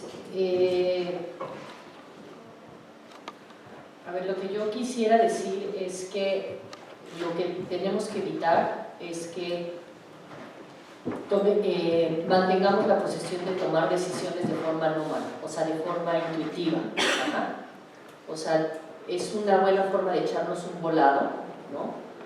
Pero no asegura que los resultados son razonados ni informados, y no los documentamos y no aprendemos de ellos. Eso ha sido, digamos, pues, en gran parte nuestro modus operandi, ¿no? Lo que yo creo es que tenemos que explicitar cómo estamos tomando las decisiones y decir, estas son las variables que yo eché a andar para tomar esta decisión. Eso va a significar que en algunos casos vamos a tener que exponer decisiones que fueron afortunadas, y en algunos casos vamos a tener que mostrar que hay variables que echamos a andar en ese momento que no fueron afortunadas. Y bueno, yo creo que de todas maneras, siempre en la formación, bueno, yo personalmente sí vi a mis profesores y a mis compañeros tomando malas decisiones, pero como que las evitamos. Ajá, evitamos reflexionar sobre eso. Ajá. Y por lo menos en lo que es el ámbito militar y estratégico, sí hay procesos de post-mortem, o sea, que se llaman así, post-mortem, ¿no? Donde revisas paso a paso cómo fue el proceso y dices, bueno, pues o sea, llegamos a estos resultados porque hubieron estas variables que no funcionaron, ¿no? O que estuvieron mal planteadas, por ejemplo, falta de información, o información que es poco certera, o clientismo, ¿no? O sea, pueden haber toda una serie de factores que te permiten decir, bueno, pues mira, cuando se echan a andar estas variables, pues, o sea, por ejemplo, a mí me hace mucho reflexionar este asunto que me parece muy interesante de la plática de Valerie, porque hoy en día están habiendo una serie de documentos que están hablando sobre la importancia de la paciencia en la educación, de enseñar a ser paciente. Ajá. Y creo que, por ejemplo, pues sí, el factor de cuánto tiempo tienes para tomar una decisión, pues es un factor, ¿no? O sea, si tienes poco tiempo y tienes poca experiencia y es una situación poco conocida, pues la verdad, pues estás en un alto riesgo de tomar una decisión poco adecuada, ¿no? Entonces, tampoco no tenemos nunca pues, todo el tiempo del mundo para tomar una decisión, ¿no? Pero sí creo que lo que tenemos que empezar a hacer es efectivamente tener estos talleres, que a mí me parece que es muy importante, donde transparentemos los procesos, digamos, pues mira, en este momento yo lo tomé intuitivamente, pero ahorita que lo reviso, me doy cuenta que lo que yo estaba pues de alguna manera tomando esta decisión en este escenario, ¿no? Tomé en consideración esto, estas fueron las cosas que más me orillaron, ¿no? a tomar una decisión y este fue el resultado, ¿no? Creo que va a ser muy interesante empezar a hacer esas radiografías y yo personalmente pues, no conozco a un solo restaurador que no tenga un caso que diga, si lo hay, pues la verdad muchas felicidades, ¿no? Pero yo no lo conozco. Ajá. Y yo creo que de alguna manera esta falta, de nuevo, como dice Valeria, de humildad ante el hecho de que somos personas que cometemos errores, ajá, el hecho de no tener esa humildad de agarrar y decir, estos fueron los factores que me orillaron a tomar una mala decisión, o yo tomé una mala decisión, está siendo algo que no nos está permitiendo aprender de nosotros mismos. Yo la verdad sí encuentro muy interesante toda la literatura de toma de decisiones que hay, así en otras disciplinas, pero me doy cuenta que mis compañeros están tomando decisiones y me gustaría, ¿no? Pues tener estos talleres pues, para poder decirle, oye, pues sí, pero pues, la verdad es que pues, también influyó este factor, ¿no? O sea, factores burocráticos, factores administrativos, factores económicos, ¿no? Que digo, yo no me quise meter mucho en ese escabroso mundo de la factibilidad y de las consecuencias. O sea, pero se debe de contemplar ese mundo escabroso. ¿Alguna otra pregunta? Que no le den miedo, ¿no? ¿Alumnos? ¿No? Bueno, yo sí tengo una. ¿Quién da la mano?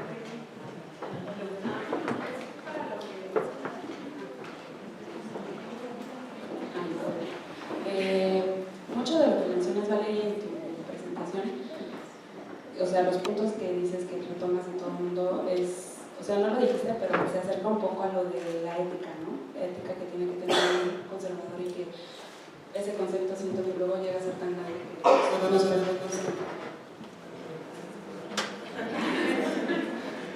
nos perdemos como en el mundo del concepto de qué es ética y la verdad es que muchísimas cosas que luego nos proponen en estos modelos de toma de decisiones y también de conceptos de ética, etc., son tan grandes y tan ambiguos como lo que menciona Manuel, que uno si no tiene una dirección o algo, uno saliendo de la escuela se pierde como en ese mundo de, bueno, tengo todas estas cosas que tengo que tomar en cuenta, pero tengo que resolver también esto, ¿no?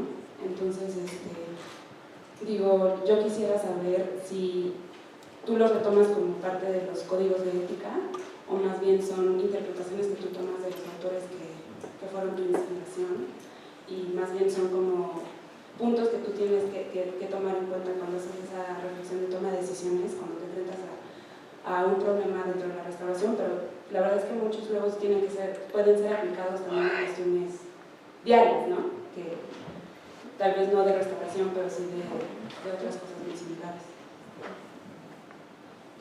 Gracias por esta pregunta un poco amplia. Tengo que hacer otra ponencia. En realidad, cómo armar esta ponencia es que a veces fue realmente complicado. Un poco hasta hace un par de días lo decía, ¿qué rayos voy a hacer?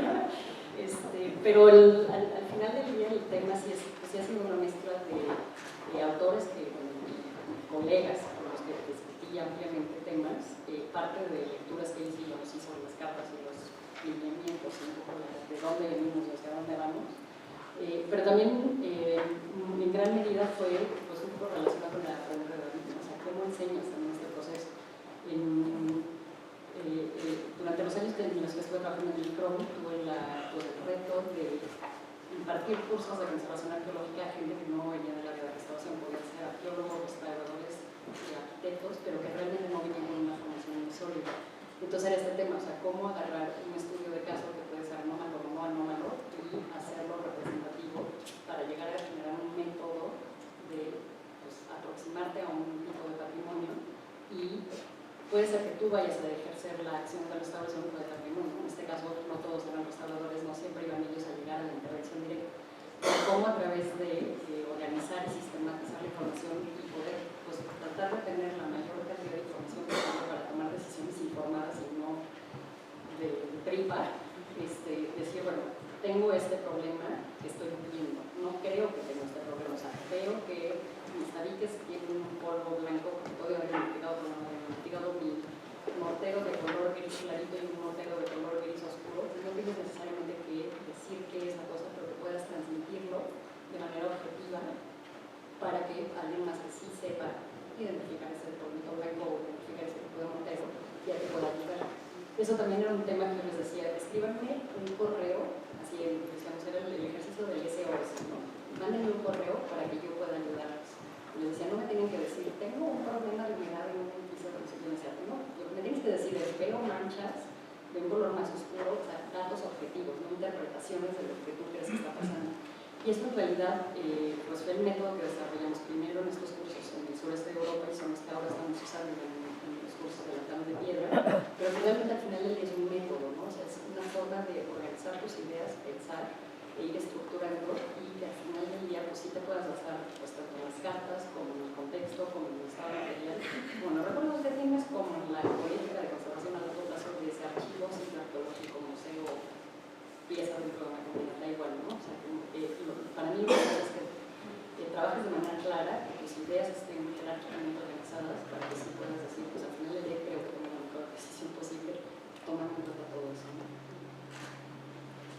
Yo quisiera agregar algo que me parece importante de cuando estaba oyendo esta idea que utiliza Valéry de desambiguar, ¿no?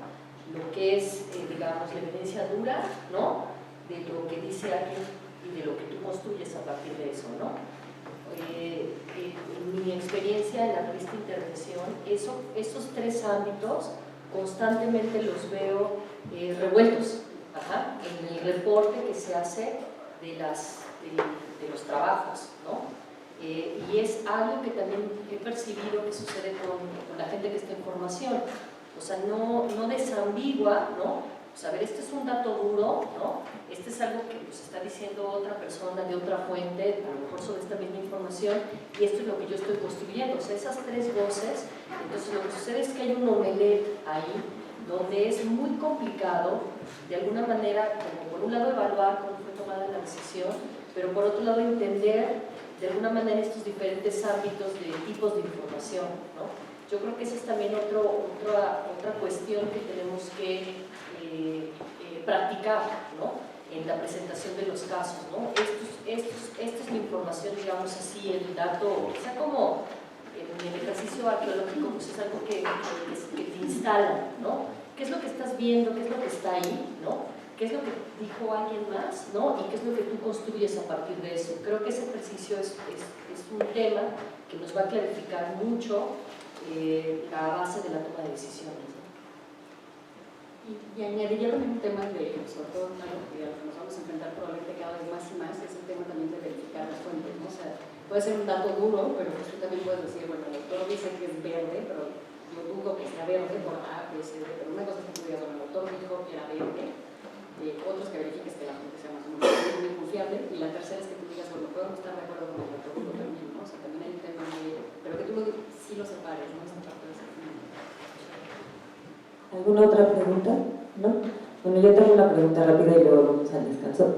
Siento que es una mesa que va más hacia la parte conceptual, digamos, del coloquio. Una cosa que a mí me angustia un poco en la parte de toma de decisiones es que siento que hay una confusión eterna entre atributo, valor y esencia en un sentido como aristotélico, que suena muy sangrón, ¿no? Y entonces las decisiones tienen mucho que ver con lo que uno interpreta que es la esencia de la cosa que va a trabajar, y eso tampoco lo explicitamos nunca.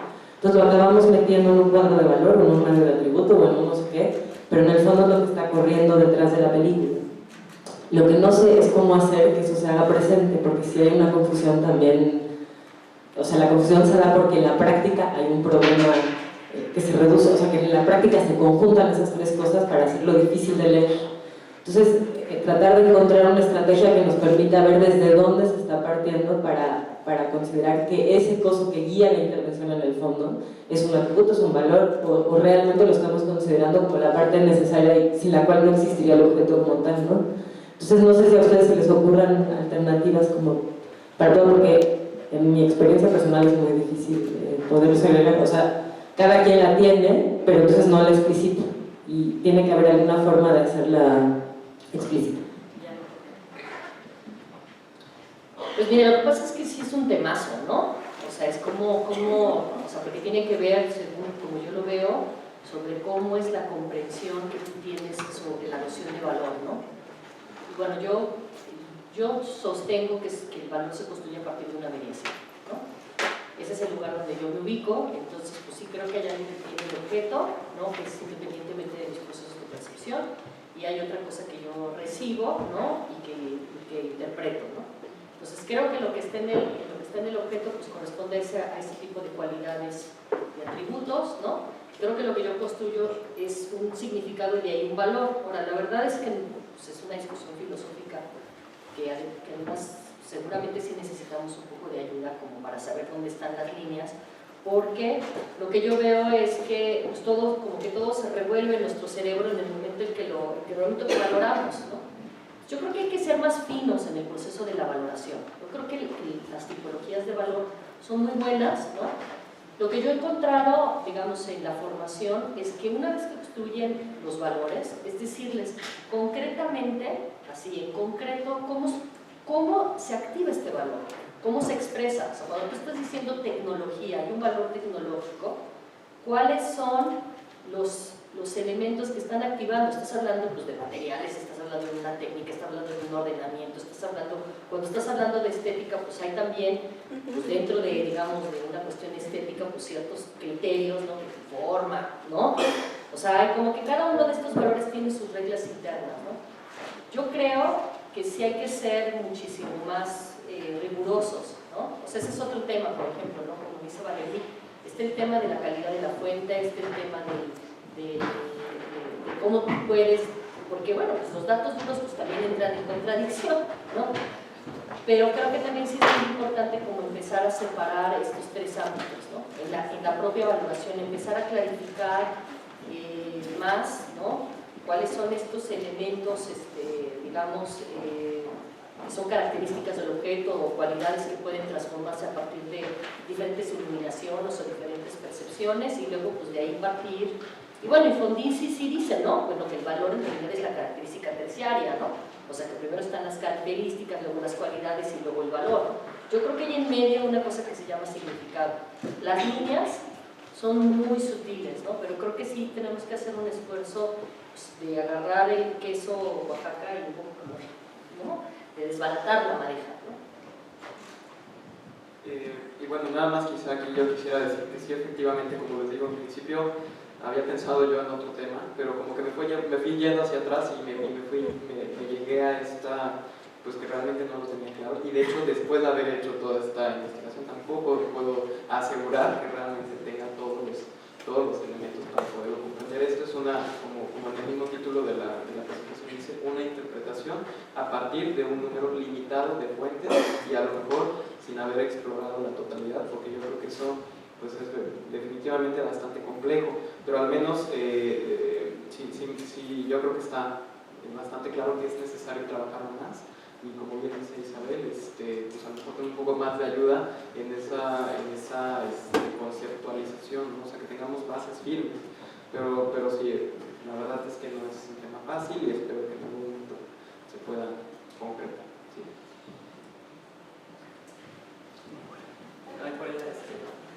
Pero yo nada más quisiera añadir el tema de, pues con esta diferencia que pregunta Renata, ¿no? O sea, ¿cuál es el límite? ¿Cómo podemos llegar a definir estos elementos de valor sensorio-crítico? Pues bueno, de partida yo creo que es algo que sí vamos a ver probablemente toda la vida discutiendo, ¿no? O sea, porque hay un tema también de pues, en qué momento se concibe el patrimonio y se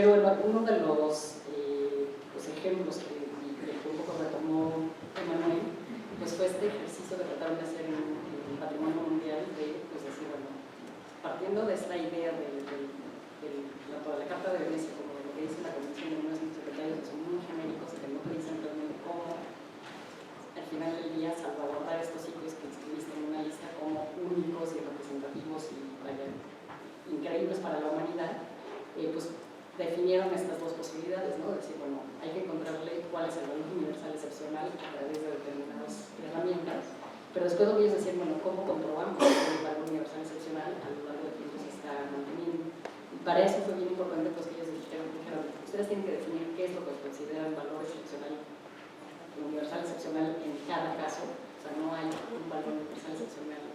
Y a partir de eso, pues derivarlo en una cosa mucho más tangible que va a ser los atributos, ¿no? Es decir, esto se expresa a través de que se mantenga la visual, de que el paisaje alrededor esté conservado, y entonces tú mismo te vas poniendo tus cadenas en cierta forma, ¿no? De qué es lo que tú tienes que conservar en torno a un sitio que declaraste patrimonio mundial, y sin los cuales pierdes esa cosa que para ti es importante, ¿no?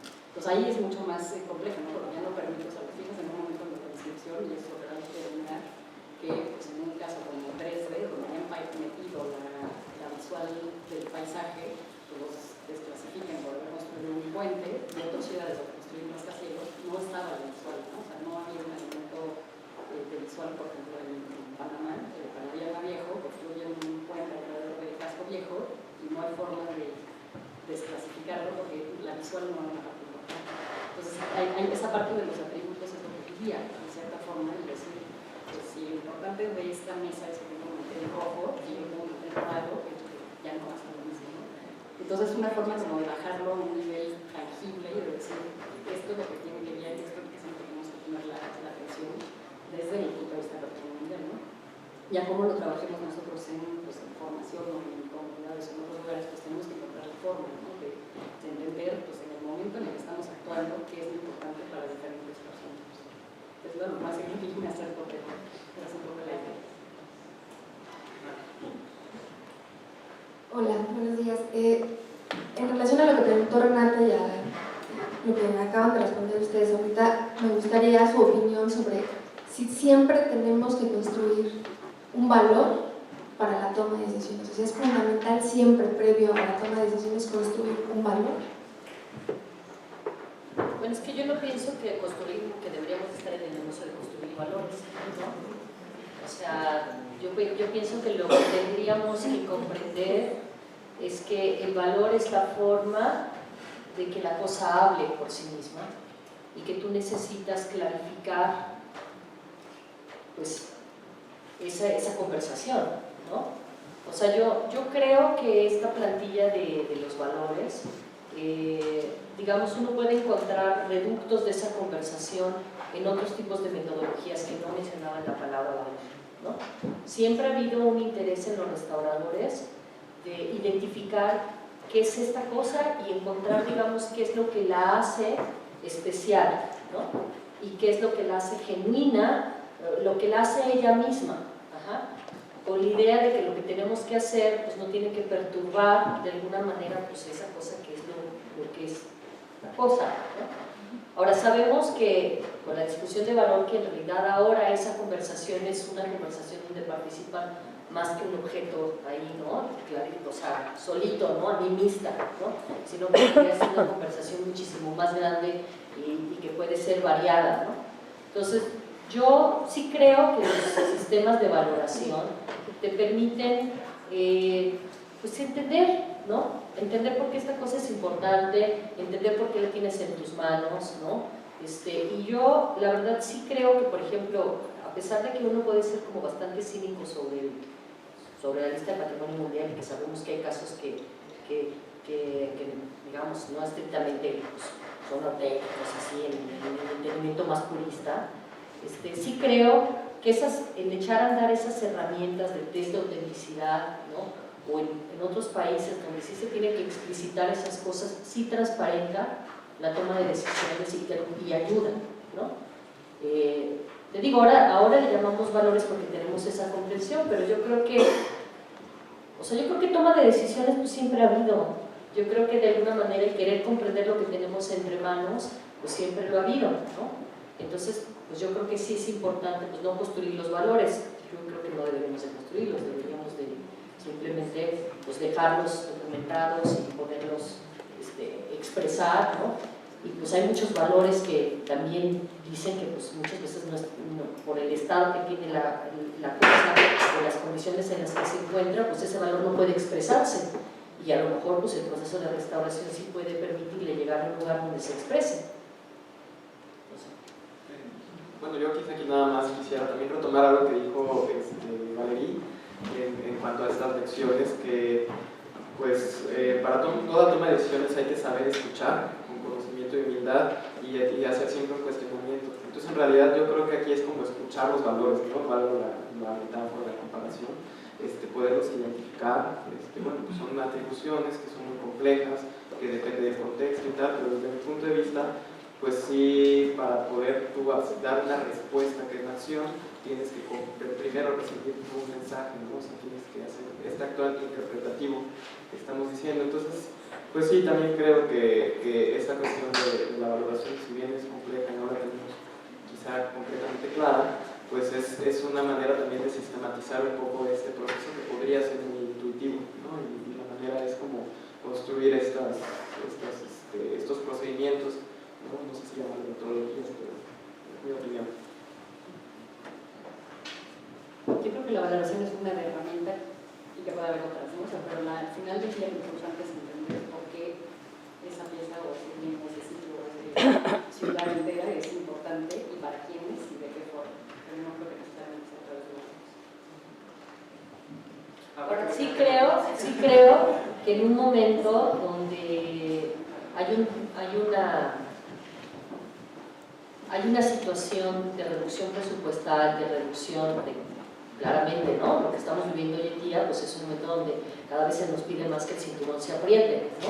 Entonces sí creo que va a llegar un momento donde, como sucedió en otros países, donde vamos a tener que explicar por qué estamos restaurando lo que estamos restaurando. Porque a mí no me queda muy claro, o sea, en la escuela tenemos un sistema que escogemos lo que se restaura en la medida de que se propician procesos de enseñanza-aprendizaje. Pero la verdad es que no tenemos todavía en nuestro país una clarificación sobre pues, qué deberíamos de estar restaurando primero que otras cosas, ¿no? O sea, cómo se tendría que estar distribuyendo de alguna manera los recursos, ¿no? Y bueno, por lo menos en otros lugares del mundo, pues utilizar metodologías de valoración les ha permitido pues, construir una serie de argumentos que parecen suficientemente sostenidos, ¿no? Para poder establecer estas prioridades, ¿no? Entonces sí creo que también hay algo en lo cual pues estas plantillas pueden ser valores. Ahora yo por ejemplo veo en otros lugares, ¿no? Donde ya no se está hablando de valores, sino se está hablando de conexiones, ¿no? Y la verdad me parece pues una cosa muy bonita, ¿no? O sea, agarrar y decir, bueno, ¿cómo se construye esta conexión entre este objeto y pues yo y el otro, ¿no?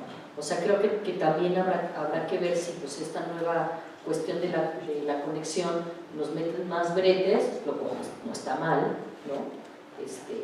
Y qué otro tipo de cosas nos permite encontrar para entender más la cosa y para entender lo que nosotros queremos hacer con esta cosa, ¿no? Bueno, muchas gracias.